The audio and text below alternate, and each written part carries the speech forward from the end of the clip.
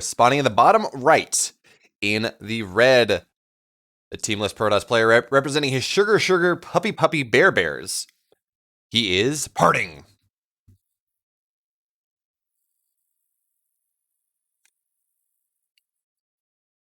And his opponent in the upper left in the blue, he is representing Good Game Gaming. Hope he's not asleep because he is certainly Dream.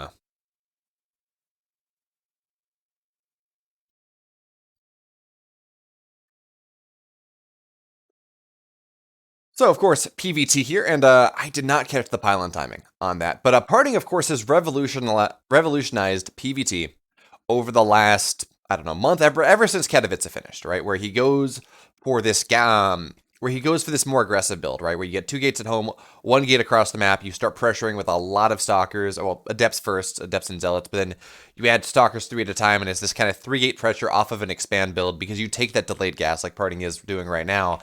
And it's really powerful, right? You are able to exert a lot of pressure on the Terran player really early, make it very difficult for them to keep their base, make it difficult for them to keep their expansion. And then, well, when they can't keep their expansion or they lose too much trying to hold it, then your follow-up is just that much more powerful. Then your whatever push, whether you take a third base, your Blink Stalker push, your Colossus deck, you do some sort of weird disruptor thing because you're Parting. All of those things are just that much more difficult to deal with. So there we go. Now we're going to see the proxy pylon go on out here, I assume. I suppose it's kind of timing up to be like a proxy Robo or a proxy Stargate, but considering how Parting has been playing over the last month or so, I'm rather doubtful. There we go. To gate on the way on the other side of the map here. And interestingly enough, so Dream has not really scouted the main base all that much. He's not looked for that second pylon. So for all he knows, Parting could be going, could just have a second pylon in his base, could have second pylon anywhere. Now, that being said, Dream's going to do something a little bit aggressive here early on. He's going to go for a proxied bunker around the mineral line. But in all honesty, I don't think Parting cares all that much about this. I mean, yeah, he's going to want to prevent this from going up, sure. Although I believe he's not going, is he going to be able to prevent that? He will, in fact, be able to prevent the bunker, yeah. Now, Dream will be able to get 2 workers for this, and that is nice, but of course, well, Dream will also see that there's a second gateway coming up and the Chrono on the Cyber, so that should kind of tell him what he wants to know. And he's getting a lot of damage done with this Reaper. This is a lot more than you would normally expect here. Now, Parting should be able to keep that last one alive, and the Adept will get that Reaper. There we go, full wall on that. So now Dream, what does he know? He knows that his opponent has a natural. He knows that he's killed 3 workers-ish. He knows that there is a second gate in his opponent's main. He knows there's only 1 gas in Parting's main, and he knows that the warp gate was getting chronoed. All of those things lead him to the belief that there is probably something on the map here because he knows Parting is not just being greedy for greediness sake. But look at this. Dream's follow-up is going to be Concussive Shell Marauders, which is really cool, by the way. That seems like it might be a very good answer to the type of tech that Parting is going for. But I feel like you just don't have the production that you need to make this work, especially as Dream is making Marines out of this. And I don't see a bunker, so this is a bit of an interesting tech here. Now, the Marauder will show up, and it's going to try to do its best to target the Adept, but a 1 Marauder goes down immediately. And look at this, Parting with a Stalker on the high ground, too. He's going to look to try to see whether he can flank it. There we go. So two Marauders do go down. Marine goes down, and I think Dream's just dead. There we have it. GG Parting saying, no, I see through your lies, Dream. Go back to sleep. I'm going to take game 1.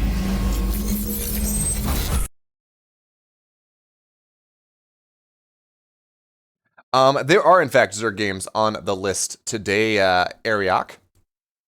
We're going to do TY versus Rogue in our second game. So immediately after this series, we'll be going on into TY versus Rogue. And that is unfortunately the only Zerg games we got today. It's a lot of Bjorn. And of the notable results that Bjorn has had recently, he hasn't played a lot of Zergs. So that's what we're doing there. And that's fine. Parting versus Dream game 2. Fantastic. I got the replay pack I have for this is all over the place. So it takes a second to find the games. But yes. Ariok? Well, it's like Antioch, right? The Parting Clown Fiesta begins. That it does. All right, let's make sure this is all set up appropriately.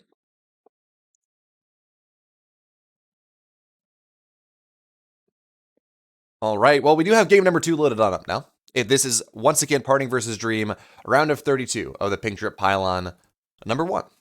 And let's get on into things, shall we? Here we are, spawning in the bottom left, in the red. The Clown Prince of Crime, he is Parting.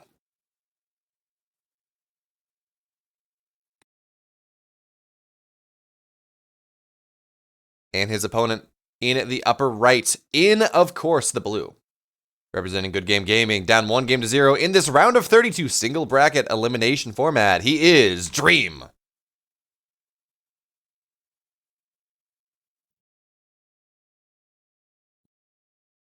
And making sure that audio is coming through. Oh, no desktop audio. Why did no one tell me this? I trusted my chat. My chat lied to me. I thought I had that all set up properly, but apparently settings reset. There we go. Now you got game sounds. Now you got audio. So we're all good there.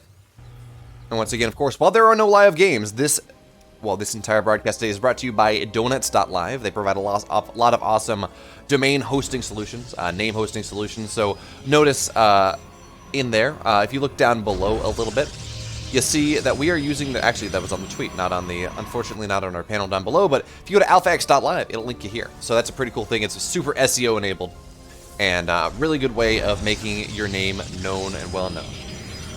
And on top of that, it's like $2 if you use the code, which is there. Yeah, there we go. If you use the code GETLIVE to our Power Spike link, please make sure to do that. That links it back to us. If you do that, well, it's $2. It's like $2 for a year. And I don't know, I'm not sure what the pricing is after that, but in all honesty, I guess we can just try to get another sponsorship a year from now. But that's not a bad deal to get your domain name that links to your, oh, so Parting actually going out with a Zealot here. We got Bob the Zealot going to try to find his way onto the other side of the map here at this point. And we're going to see how much damage he can get done. Of course, Dream is scouting the main base. But that's not important here. Dream, well, he already kind of saw the Zealot, so we're just going to follow the Zealot. So follow the bouncing ball. But now the Reaper will show up on here, and we'll find the Zealot. So the Zealot shouldn't get a ton done.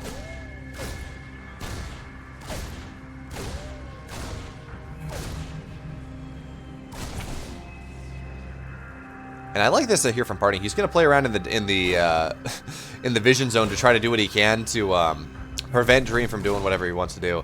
And that Reaper, honestly, the Reaper should just die. This Zealot is actually just being woefully underappreciated. It's not being all that useful. But now the Zealot, now the Adept shows on up, which means the SCV does go down.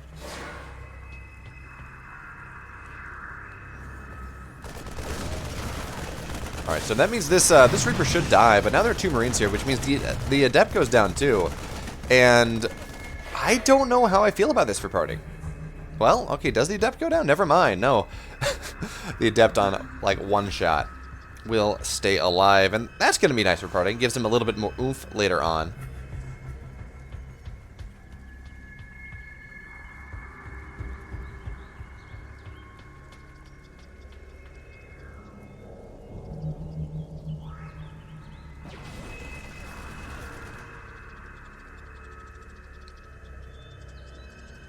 Now, of course, with the Stalker pressuring, again, Dream, he's going to be buttoned up tighter than something that gets buttoned up tight, I guess. Something, what buttons up tight? A jacket? A submarine? Does a submarine get buttoned? Or no, it closes its hatches. I don't know. There's an idiom there, but I'm just an idiot. Anyway, we do, of course, have a Dark Shrine opening here. A Dark Templar are on the way eventually, and it will be a DT drop. Maybe an Archon drop off of that, of course. Oh, this Hellion's not going to get anything done. And we'll see, of course, there too. Gateway isn't going to see the Robo, but okay, whatever. That's not all that much. And Dream doesn't really have a solid idea of what Parting is going for. He says, yes, I see Robo, I see Gateways. This could be Blink. This could be a bunch of different things. So Dream not really going to have a good idea about what exactly is happening as of yet. But, of course, as Parting goes across the map and the Warp Prism warps in the Invisible Men and starts harassing Dream's mineral line, well, it's going to be a whole lot easier for Dream to figure out exactly what is up and what is happening. The question, though, is whether he will be able to react in time. Now, he has a Widow Mine drop on the bottom side of the map. Let's not forget about this. So 2 Widow Mines can do a tremendous amount of damage, especially if he catches Parting right as Parting is trying to do some fancy stuff on the other side of the map. So we're going to watch this Widow Mine go on in. It's not going to get a lot. Nice pull there from Parting.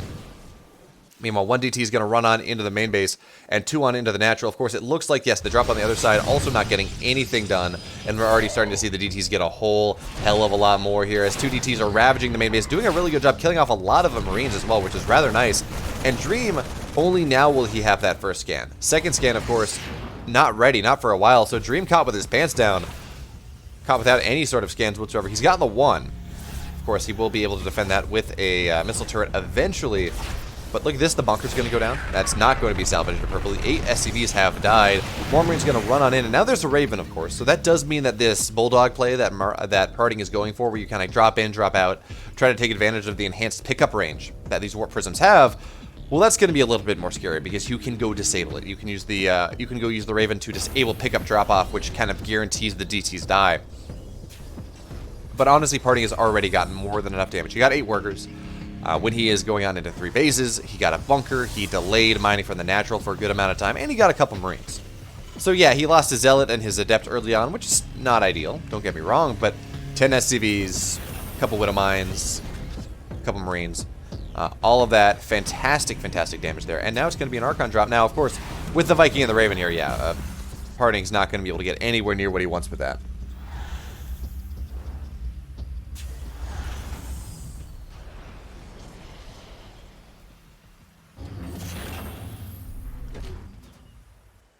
Now he's going to try, of course, and he's got 2 Archons in here now, but again, Dream is doing a fantastic job of patrolling the edges of his map, kind of ghosting the position of this Warp Prism. So every time the Warp Prism tries to go in, well, oh, nice job there. He will get 1 Archon off, but looks like the second Archon and the Warp Prism will go down. Yes, it will. Dead airspace. Parting, honestly, I think I would have preferred to see him maybe double back. It probably dies anyways, but maybe you get the Viking in exchange, and losing an Archon and a Warp Prism at this point in the game, when the Archons are such an important part of your defense, well, that doesn't feel all that good.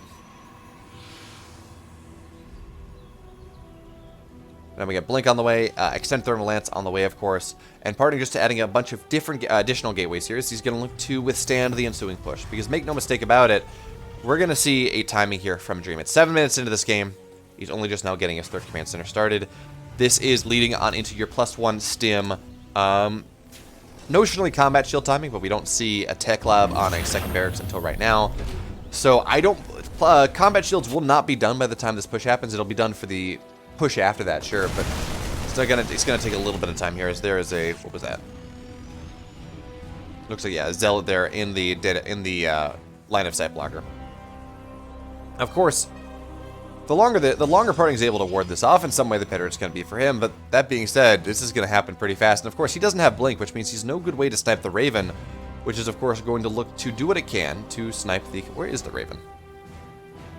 Oh, there it is. Where is... Okay, there's the Raven. On the right-hand side, so maybe not. Maybe he's not using that Raven for the initial assault there. Maybe it's just going to look for some Marine harass or some probe harass. Don't really know. Now, this 4th base is going to get started here for Parting eventually, as the Hellion does kill the probes. That's going to delay things a little bit, but Parting... He's up on supply. Grant, it's only worker supply, by the way. He is down in army supply just a little bit, even on upgrades. And he will have Blink now. He does have Extended Thermal Lance done. So this is a powerful army, especially considering the lack of Vikings on the map here. So there we go. Blink is down done, which means any Vikings that exist, they can now get blinked upon. And Parting is just going to look to get aggressive here, as we have a bunch of Zealots going on in. We do have Charge. Of course, Charge was the first upgrade there, so... Parting's going to have that now. Well, we're going to have the Bios going to stay on top of a bunch of Colossus, because Parting leaves them alone for a moment.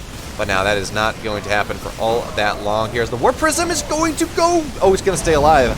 Great job there from Parting getting over the dead airspace. 6 workers have died. 3rd command center is about halfway burning. And Parting, I think at this point, he just kind of sits outside. Now, of course, this Raven harasses being rather annoying, but with the Zealots getting warped on in, yeah, it's going to be fine. It will get the shield battery, and that's going to be rather nice. And Parting is going to try to get on top of here. I don't think this is the play. Parting is losing far too much for this. I think really the play is to just go and you keep your opponent on 2 bases and you expand behind it. But Parting, dead set on actually just breaking Dream right now, which again does feel like a bit of a mistake here. Now this drop on the left-hand side, is going to look to try to cancel this 4th base. Now, he will get a pylon, but that should be all that he gets here. Is now parting.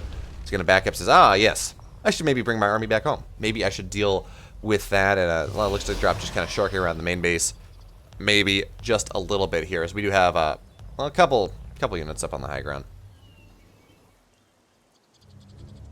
And you gotta remember, parting, he does not have an army lead. Yes, he has an income lead. Yes, he has a upgrade lead. Well, he doesn't, not right now, actually. He's not gonna have an upgrade lead in this game unless he gets that 2nd forge and really drops some chronos into it. But, you know, he's 2 Colossus. He has a 3rd one on the way. He's got a scary army. But it's not the most supply dense.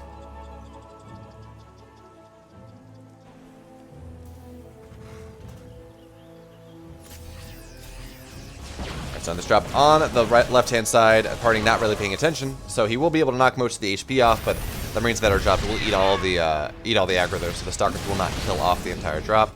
But I like, oh, cool! Parting walking his Colossus up on the high ground and shepherding everything else up. Oh, he's gonna force field the ramp. Parting, this is such a cool move here. He's gonna get so much production of the Terran. Now, yeah, eventually is the Terran gonna break through? Yeah, kind of. You do have medevacs, but well, he's gonna get a barracks, and he's going to knock down a whole lot more than that here as the Colossus are just free firing. Stark is in fantastic position, and parting, he is absolutely gonna put himself in a wonderful position in this game. He does, of course, have his 4th base. We do have the 3rd base getting harassed here by a single zealot because, you know, hero zealots are what we need. Now, the one thing I'm worried for him a little bit is he has made a habit of overextending. This is not an army that he can really fight right now. It's just 2 Colossus. There's not a lot of chaff here. Where is the warp? Okay, that's the 3rd Colossus. Did the warp prism go down again? It did, yeah. So without a warp prism here, this is not an army that party can really fight. He just does not have his reinforcements, but he thinks he can. And with some good blink micro, maybe he can here as he's targeting down the liberators. So we're going to see party here. It looks like he's about to break Dream at this point. 3 Colossus are still alive, and there's just not a lot here. There we have it. GG, parting. He takes game 2. Wait a minute.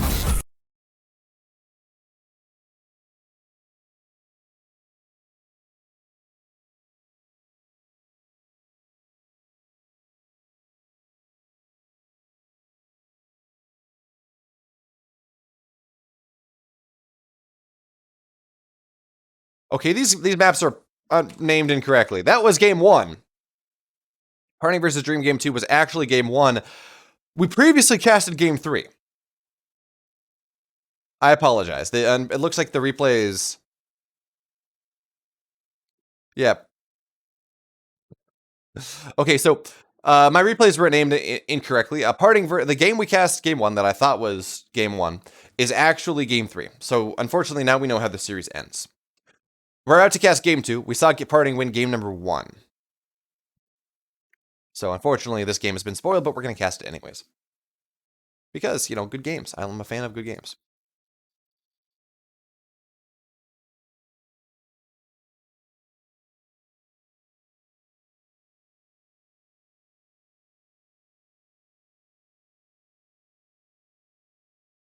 We're going to load on into that. And once again, I apologize. I was given poor information.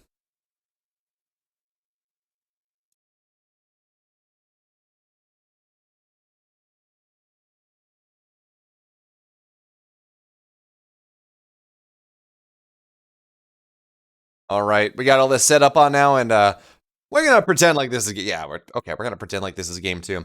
Anyway, let's get on in to our 3rd and final map, but it's game 2. You get the point. Anyway, we're all ready to go. Let's do it. Here we are, spawning in the bottom right in the red, taking game number 1 with a little bit of style, a little bit of aplomb, a whole lot of pizzazz. For himself and himself alone, he is Party.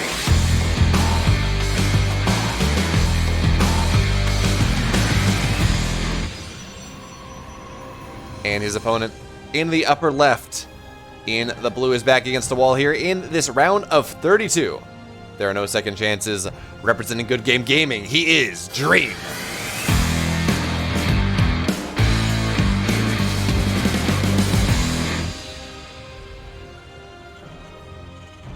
So we're going to have to see what Dream has in store here in this game number 2 as he looks to punish Parting for being Parting. Or maybe not punish Parting for being Parting, but looks to fight his way back into the series. Parting looked damn good in game number 1, even as he maybe took some slightly unnecessary engagements, but he certainly I mean, he certainly won the game, and he certainly was able to whittle things away, especially with that move onto the high ground. But, again, he kind of attacked into the natural maybe a little bit too much the first time and lost a lot when he probably didn't have to. But anyway, Parting, he smelled blood and he went for it. Now, we do have Parting going for this somewhat delayed gas early expand build once again. And we're going to have to see whether he opts to go for the proxy gateway. Now, it looks like he might, as he does have a probe taking a rather weird position on the map here, or whether he does a little something else. Now, this is a bit far, but it's not all that far yet. So yeah, this is most likely going to be a gateway from Parting. I suppose it could be a Stargate for like an Oracle play, but I don't think that's what it's going to be. Although, yeah, okay, yeah, that's just the probe going out of the way to make sure that he can drop the gateway in time. Now the question though is, what exactly does Dream do to deal with this? Now he lost a game to it, right? But that was in part because he went for a really weird concussive shell marauder push thing that didn't work out at all. So we're gonna have to see exactly what he opts to go for here in this game. Is once again we'll see that gateway proxied out onto the map here. Parting, there we go with his natural, just about done, and we're gonna see a second gate on the way rather soon. So again, what can Parting get done here, and how much damage can the Reaper of Dream get done before Parting shuts it down? Now, this Adept will actually find it immediately, so it looks like we're going to see even less Reaper damage than what we saw in game number 1. As one probe will go down to start here, as the Adept is going to do what it can to ward things away. And there we go, good movement there from the probes, and the Adept will make sure that the Adept can't really, or the Reaper cannot really get onto the high ground and abuse that. Okay, there we go. Reaper does now die. But Dream, he's aware of things now. He's like, okay, well, I don't know exactly what you're going to do, but you're Parting, so you're probably going to be aggressive here. Let's drop a bunker. The bunker is now going to be done by the time Parting gets his aggression on and going. But of course, as we learned from Katowice, as we learned from watching different Parting games since then, you don't need Parting doesn't need a bunkerless Terran for him to get damage done. He absolutely can make this work against a Terran with a bunker, even against a Terran with a siege tank, because Dream is going rapidly into siege tank tech. I don't believe he even has a starport. Yeah, he does not. This is just immediate into siege tank tech as early as possible to make sure that he is safe as hell. And that is exactly what's going to happen here. Now the question though, really, Parting, okay, he's not going to get on it, and that factory is far back, right? So that Parting is making sure that nothing happens there. Now, of course, with these 5 Adepts on into the mineral line, that will knock down a couple of workers pretty quickly. But Parting is going to struggle to find its way on up into the high ground. Now we have Stalkers getting warped done, and that's where we start to see the real damage get done here. Well, the Adepts are going to go up in the high ground. They will see the siege tank, I believe. Now, okay, this bunker should go down with the Stalkers here and the Adept. Although that's okay, with the SCVs getting targeted down here, this bunker should die. And that means, well, Dream will lose the low ground for the time being, and actually he's not going to get the repair, or he's not going to get the salvage off in time. Oh, I love this. Okay, the Adepts are just going to shade on top. I've loved to split, but anyway, Adepts are just going to shade on top of everything on the low ground. And yeah, will they take damage from the siege tank? Absolutely, they will. But notice the Marines did too. The SCVs did too, right? The entire goal of that was to just sit on top of the army, sit on top of the clumped up army and SCVs of Dream, and have Dream eat the siege tank shots too. So everything would get softened up just a little bit. And Dream, he did take some damage. He lost 6 SCVs, he lost 5 Marines and a bunker, sure, but that was not as cheap as the previous one was for Parting. He lost 5 Adepts, he lost 2 Stalkers, and the other 2 were heavily damaged. So this is looking a lot better for Dream than it did previously, especially considering Dream is going for a rather quick 3rd command center. He went 1-1 into a command center, right? So barracks, factory, command center, and now he's going back for the starport. Now he's going back for that 2nd and 3rd barracks that will allow him to do things on the map. Artemis the Fish, no, this is not a rewind. These are games that we have not casted. Right, so the Pink Drip Pylon was cast on this channel Saturday night. So Saturday morning, 1 a.m. to 5 a.m. Eastern time. And we did that, okay. But we couldn't cover everything because it was a 32-player invitational. I covered a bracket line, but we covered pretty much one game from each series. So right now we're going back and saying, hey, there were some games that were uncovered that were not casted, either not casted by us or just not casted at all. So we went back and we are now going to be casting them today. So these are off of replay, but it's not a rewind. And of course, then we're just going to add some Beyond at the end because everyone loves Beyond, right? We're going to get some Beyond versus Stats from Element League number 223, and Beyond versus Time from the World Team League Week 2 in their matchup against Heights of Gaming. There we go. But once again, Dream, he's looking pretty good in this game. Yeah, he lost 6 workers, but he does have 3 command center pretty quickly. He does have triple orbital, more importantly, pretty quickly, so he will be able to drop down a bunch of mules. He's going to mine from his third base. Well, eventually, a bunch of Stalkers are here, and that's going to make that one a little bit difficult. The Stalker's actually going to try to make this burn.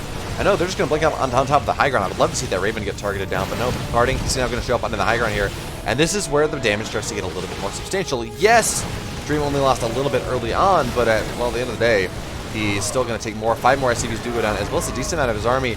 And Parting is just going to need to blink out, blink away. And he lost, what? Yeah, he lost 3 Stalkers for that exchange. I think Parting is absolutely going to say, yeah, a bunch of your bio. 5 SCVs, 6 SCVs. Yes, please, indeed. Now, of course, the tank on the high ground positioning here will do a really good job of warding these Stalkers away. But these are fantastic trades for Parting at this point. Now, although that, losing 3 Stalkers right there, that's maybe going to be a little bit less here. Now, the Marauders, of course, they don't have concussive shells, so the Stalkers could just kind of run away with impunity. As Parting doing a really good job of targeting things down. He could have gotten that Raven previously, but he opted not to. Now he is suffering for it. At the very least, it's serving as a meat shield, an idiot magnet. Although Parting is not an idiot, but it's something you want to target down that you're really probably not going to kill, but you want to try anyways, on the off chance that they are... what's the word? On the off chance that the player's not paying attention, you can snipe the Raven. So Parting tried for that, was not successful. And, well, now he just got his third base on the way. We have a bunch of gateways coming on down here as Parting gets on into his deck a little bit more. And he's been warping in a lot of Zealots and a lot of Adepts at this proxy gateway positioning, by the way. So I believe we're probably going to see some sort of attack, some sort of pressure come on in from Parting here once he has maybe 2 Colossus. He has 1 right now. Second one is just about done. And does he have Extended Thermal Lance? He does not. Oh, he has forgotten Extended Thermal Lance. Actually, that is a problem. That does mean that this ensuing pressure that he's maybe making look that he's looking to hit is not as successful as he would like. But now, okay, oh, that force field is going to be so damn good. Now he's gonna miss the second one, so a lot of this army will be able to escape. But that first force field gets him so much value in this game.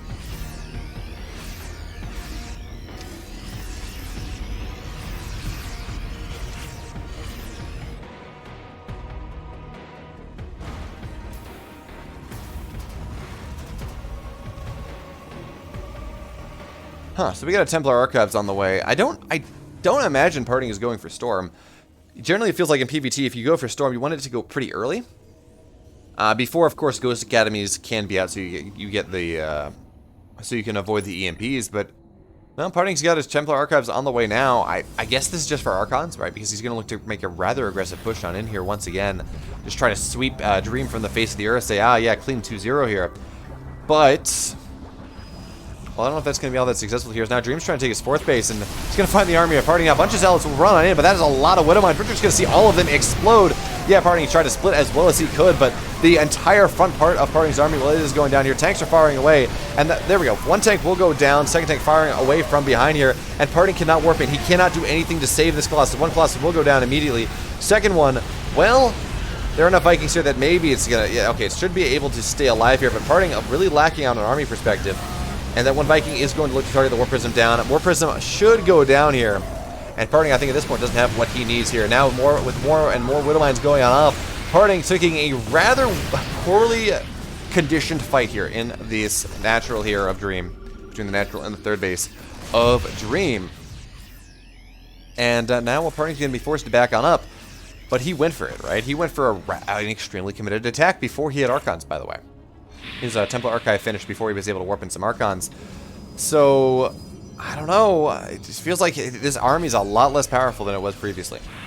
Far, far less powerful. And sure, he'll have 3 Archons, but there are Ghosts, there are Widowmines. All of these things do bonus damage to shields. So these Archons are not going to be quite as powerful as they would have been, 2-3 minutes ago.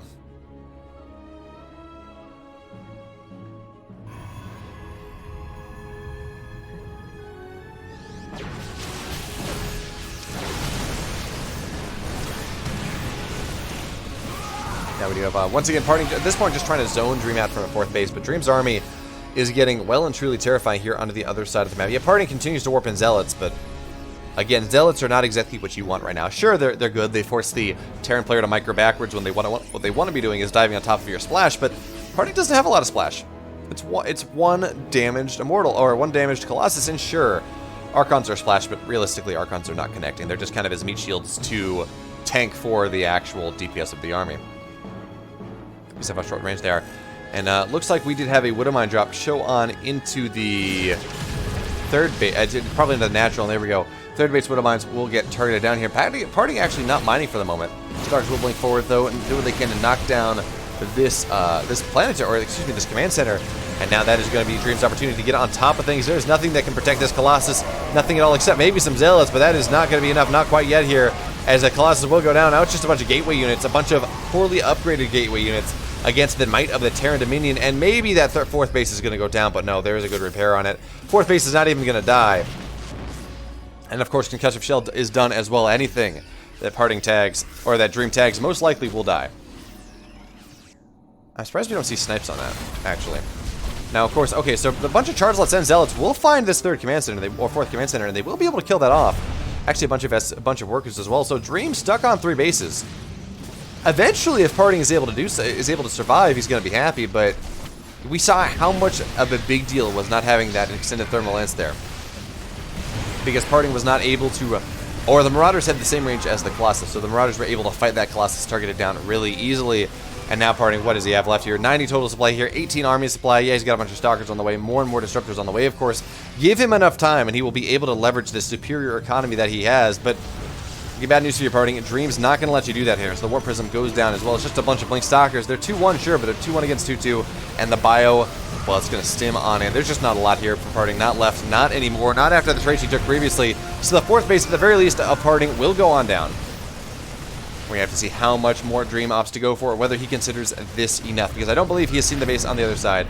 Now, he does have to be careful of the Disruptors. Disruptors are one of the best units, if not the best units, for coming back at a deficit, right? You land some Disruptor Novas, you're totally fine. Oh, can you not snipe the Warp Prism? I was not aware of that fact.